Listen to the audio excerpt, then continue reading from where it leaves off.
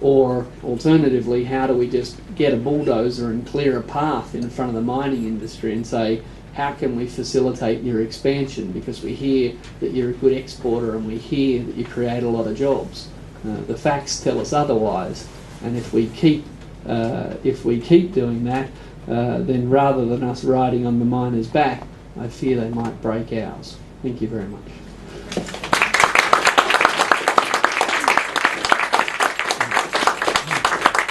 Right, sorry if I'm losing my voice a bit. There's been a big couple of days. So, all right, who's got an easy question for me to start with? Hannah. Oh, yes, You just want to give a plug for your event. No. It's actually a question about the tax. With the super profits tax that Ken Henry proposed, how did he define what the super profits was? Were they paying tax on all of their profits, or were they only paying tax on profits above a certain benchmark rate? And does that model mean that we could actually end up having mining companies pay no tax and encourage them to do internal transfer pricing? Yeah, look, good question, and the answer, and one of the reasons that that Rudd lost office, and one of the reasons that we don't have the RSPT is it's actually hard to answer that question quickly and simply.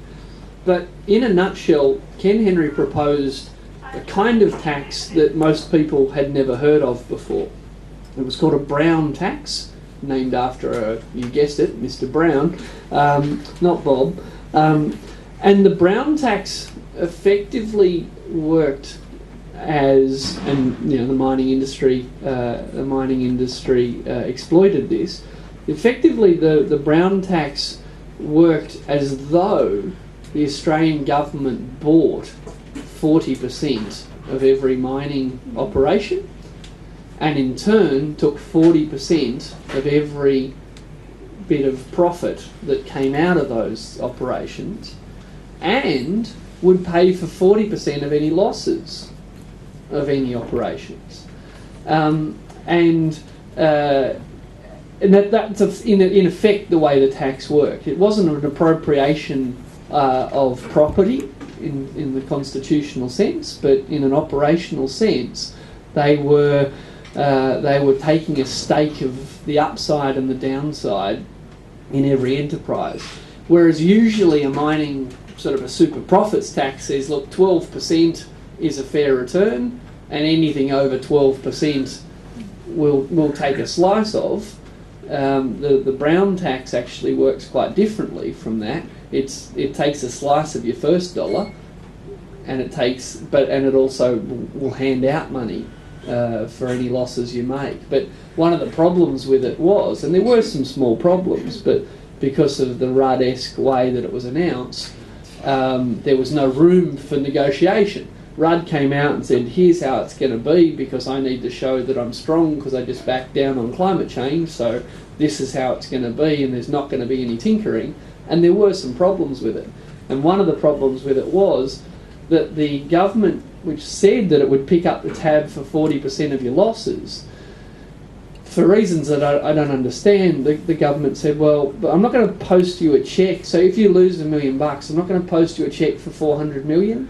I'm just going to credit that 400 million against future tax liabilities. And Treasury was convinced that that's one and the same thing, because if I could post you a cheque for $400,000, or I can offset $400,000 against a future profit. And the miners quite honestly sort of said, well, actually, I can't go to the bank and borrow money, and I can't pay my staff with your promise for the future. I really would, for cash flow reasons, your 400,000 up front is not the same thing. Sorry, your 400,000 in the future is not the same thing. So there were technical details like that which sort of got in the way of how it was actually going to be rolled out. But yeah, the Brown tax, it was radical and quite unexpected. And even some of the cabinet ministers, the first couple of days they were explaining it, got it completely wrong. Has that changed under Gillard? Absolutely, yeah. So in terms of, are they now paying tax on every dollar, or they have to get... No, the MRRT, the new proposal, it's only on coal and it's only on iron ore, and it kicks in above a threshold, a hurdle rate, yeah. And I think 12 or 13%. bond rate plus 6. Bond rate plus 6. All right. So in theory, they could be paying no tax whatsoever, and they no, you still got to pay your corporate tax, right? Okay, but no tax on their minerals, on Yeah. their mineral inputs, and they get a credit for any royalties they pay in the States. Yeah. So it's worse than worst case scenario. Yeah, it's not flash. Well, no, worst case scenario is they pay nothing, and that's the political dilemma, you know. John? Yeah, I want to challenge your paranoid nationalist perspective from two ends of the spectrum, and both of them are distributional. One is that if you're a good global citizen, wouldn't you be comfortable that Australia is not only repatriating profits to the rest of the world, but also is underwriting with its mineral sovereign wealth the Industrial Revolution in China and India? And then at the other end of the spectrum, I want to challenge you by thinking from an Indigenous perspective. Post the Mabo High Court judgment, shouldn't property rights and minerals be vested in Indigenous people? Because with native title, we've recognised that terra nullius was a myth, and what we seem to have done with our native title law is give people back rights to land, but not rights to minerals, and not rights to stop mineral development on their land, as you probably or other people might have seen on Four Corners on Monday. Yeah. So I guess I'm trying to challenge you from two ends of this distributional spectrum. Yeah. Well, I could go right up the middle, but I won't. That's where you've been going. Look, on the first question, yeah, look, I mean, it's incredibly generous. I mean, I guess you could say that our mining industry is AusAid on steroids. And by gee, are we doing our best to facilitate development in India and China. But of course it's the British and Americans, not the Indians or Chinese. They're getting the minerals though. Oh, they're getting the minerals. Oh, I'm not opposed to the export of the minerals. I'm opposed to the inefficient and inequitable pricing arrangements that those who extract the minerals are paying. As for Mabo, you know how much I don't know about law, but my point. So I have no idea constitutionally how that might be achieved, but in principle, that's exactly what I was trying to allude to. That if we were serious about addressing Indigenous disadvantage, then this enormous windfall, this non-literal money falling from the sky, it seems so obvious to me that a hypothecated fund could. I'm going further than that. I'm saying that give them the property. No, I was going to say I have no idea legally whether how that might be achieved. I mean, ethically and morally, I can't see how you can. Well, it can be achieved by the tick of the legislative pen, because the Native Title Act gives people customary rights and resources, yeah. And it's only the Howard Stacked High Court that said that they couldn't have property rights and minerals, because property rights and minerals are too modern for natives who've proven continuity of custom with pre-colonial times. Right, but was that in the Mabo case or in the Native Title Act? Subsequent High Court case. Right. Yeah. Okay. In Ward versus Commonwealth and WA. But can it be changed through ledge or? It could be changed, just a stroke of a pen. Mm, yeah, if you get Abbott and the Greens to agree, you know. But I mean, but these are the sort of possibilities that I think this mining boom, if we sat back and thought about it, opens up. You know, this is an unprecedented windfall gain. You know, this makes property speculation or share market speculation more generally just look like small beer. There are people who, again, were profitably, happily ticking along with resources at $400 a tonne. Gold $400 an ounce. Look at the gold price today. That's just money for jam for a resource that was never purchased. I mean, if you want to buy the capital gain in a waterfront property in Sydney, you actually have to stump up the cash to buy the house first. I mean, imagine if the people who were renting the property got to claim the capital gain. That's effectively what we've done with our mining industry. There's another question. Hey, Ed. Hey, might sound like an odd question from me, but Twiggy Forrest was a couple of weeks ago whinging about the fact that the new MRRT is less fair to smaller mining operations, and I guess what I'm hearing is that because it's not progressive as it originally was, not that I agree with him because I don't think he wants nothing, but effectively is what you're saying is that he's right. He is. He is right. I'm just not sure if I care or not.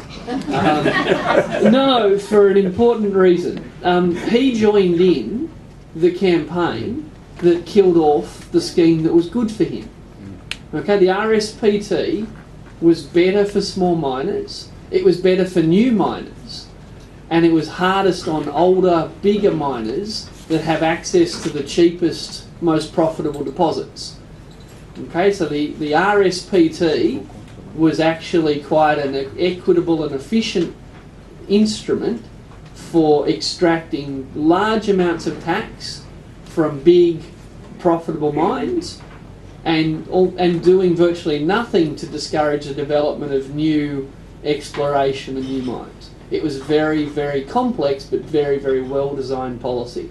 And Twiggy Forrest and all those guys hopped on board and went no tax, no tax, no tax, thought they were playing with the big kids, felt like they were really cool there for a while, and then the day after Gillard becomes Prime Minister, who gets to go into the Prime Minister's office and negotiate the New Deal? The big kids. And what did the big kids do while they were in the room? Sorted themselves out. And how does Twiggy feel now? Like he was gypped. Well, I was gypped because we've lost $160 billion over 10 years, $16 billion a year. It's phenomenal. And yeah, he was gypped. But he was gypped by the people who he helped to gyp me. So yeah, he's right, but he brought it on himself, and I don't lose any sleep over it, but I sometimes do wonder whose side I'm on.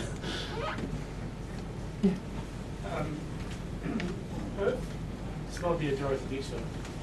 Am I paying more on my mortgage because of the mining boom? And if so, how much? And who are the net beneficiaries of that? I thank the Honourable Deputy Director of the Australian Institute for this question. Yes, that's a very good question, and I spoke for 6 minutes longer than I planned, so I pulled that bit out. And it's a very important bit. The mining boom is, as we all know, it's causing macroeconomic pressures, and the Reserve Bank. It's the Reserve Bank's job to control inflation, and the mining boom helps to drive inflation. So the way the Reserve Bank controls inflation is by increasing interest rates. And Dave went through all of the minutes of the Reserve Bank board meetings between 2004 and 2009, and in every instance when they increased interest rates, they released their sort of statement, they released the minutes of the meeting. In every instance when they increased interest rates, they cited, at least in part, the mining boom as part of the justification for increasing interest rates. So if you don't work in the mining industry and do have a mortgage, then the mining boom is costing you money. Because we are using monetary policy, we're using interest rates to slow down the rate of growth of the mining industry, to slow down the rate of growth of the economy overall. People think that we're trying to slow down the mining industry. We're not. You couldn't put interest rates high enough to slow down investment in gold at the moment at $1,400 an ounce. You just couldn't. No, sorry, $1,600. God, we're out of date already. So increasing interest rates by 0.25%, forget it. The purpose of increasing interest rates is to slow down other parts of the economy. The purpose of the higher interest rates is to slow down investment in the manufacturing industry. The purpose of the higher interest rates is to take money out of households' pockets so that you don't spend as much in the shops. Literally, the purpose of increasing interest rates is to slow down the non-mining economy to create more room for the expansion of the mining economy. So, yes, no, I thank the Honourable Josh. That was a good question. Yeah, up the back. Sorry, doesn't the exchange rate have an effect on interest rates? Absolutely, and we won't do that without graphs or algebra.